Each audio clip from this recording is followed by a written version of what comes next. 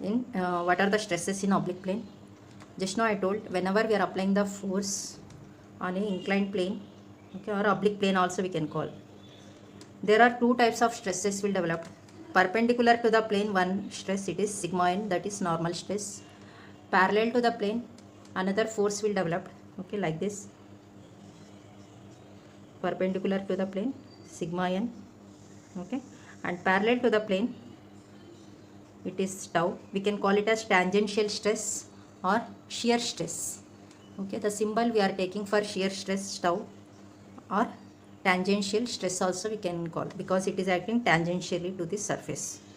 Okay, for any oblique plane there are two stresses will develop: normal stresses, tangential stresses. Now here we have to find the angles for finding these values, for finding the stresses. Now in this diagram, how much this angle, if we are taking, these are the parallel lines, this is the P force, this is the tau, surface is acting, this tau is acting along the surface. Okay, how much this angle we know, okay, this angle is theta, this angle is also theta. Okay, whatever jet shape we are taking, whatever this side angle, the same angle is acting this side also. Okay, so P is making with this plane theta angle. Okay, now find out sigma n and tau by using these values. For finding the stresses in oblique plane, here I did one diagram with the oblique surface which is making some angle with the axis. Okay, this is the axis, so it is making some angle with the axis, and here the force we are applying is P. As we know, if we are applying the force on the inclined surface, there are two components. One is perpendicular to the surface, one is parallel to the surface. Okay, so always remember, in engineering mechanics also, whenever inclined force is there, it has two components. Okay, one is horizontal component, one is vertical component for the force. Okay, and for this, if you are taking, this is the angle, some theta angle, just I am explaining how to divide the components. Okay, here I am taking some inclined force, it is making theta angle with the horizontal. For finding this, what we are doing, we are making into right angle triangle. Okay, so we are taking, this is fx, this value is fx, this value is same as fy. Okay, whatever value will be there, here we are taking fy. For finding fx and fy, for fx we are applying cos theta is equal to fx by, what is this value, f. Okay, resultant force f. So fx is equal to f cos theta. Okay, for finding fy in this triangle, I am applying sin theta is equal to fy by f. So fy we need to find, so f into sin theta. Always remember, whatever horizontal component is there, cos will come, f cos theta, whatever this value into cos theta. What is fy value? F sin theta. So here also one force. Okay, and this angle is, how much this angle, if you are taking, this is, these are the parallel lines, whatever this value, the same value here.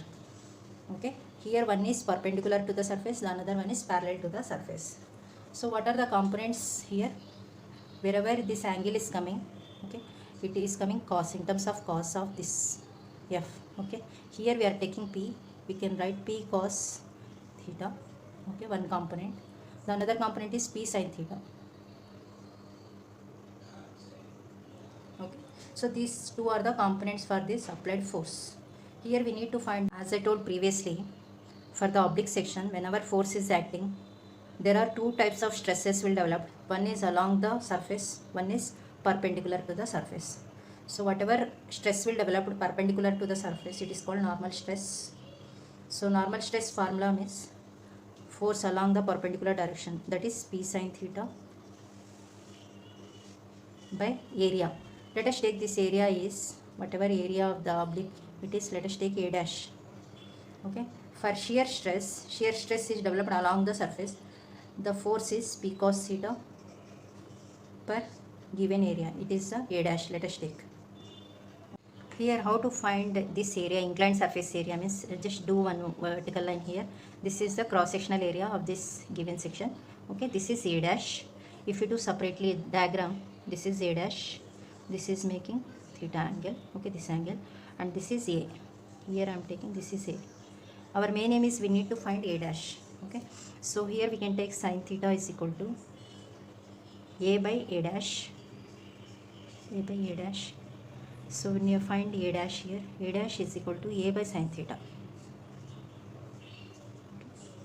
So substitute this A dash value in this equation. You will get P sin theta divided by A dash means A by sin theta.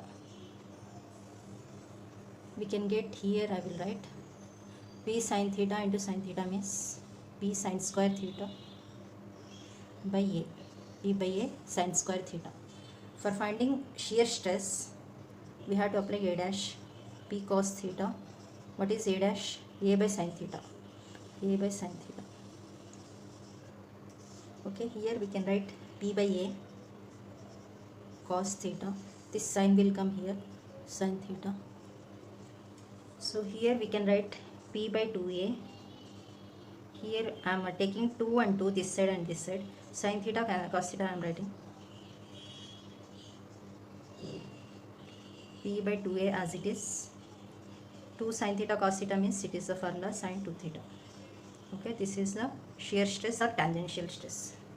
So here this is the normal stress perpendicular to the surface, and this is along the or tangent to the surface.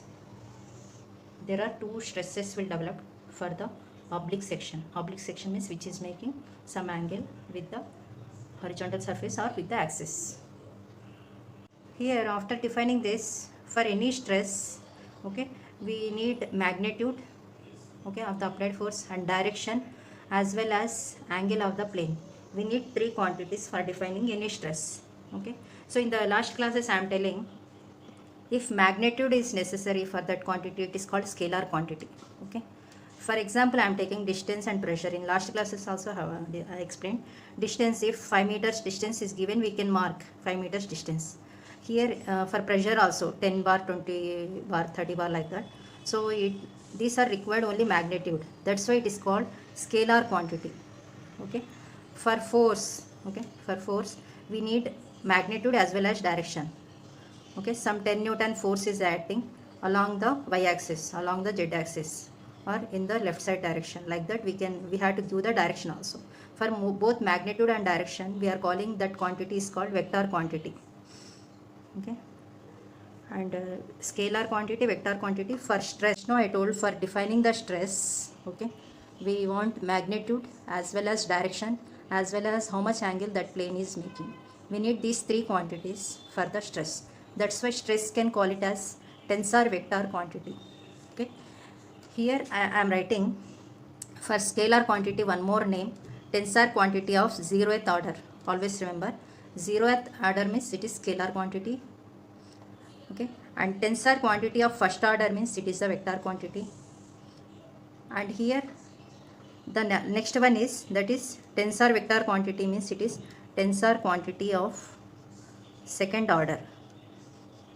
Okay, tensor quantity of second order means it has three values should come: magnitude, direction and plane. These are the important points in today's class. In next class we will see what is the principal stress, principal strain. Thank you for watching.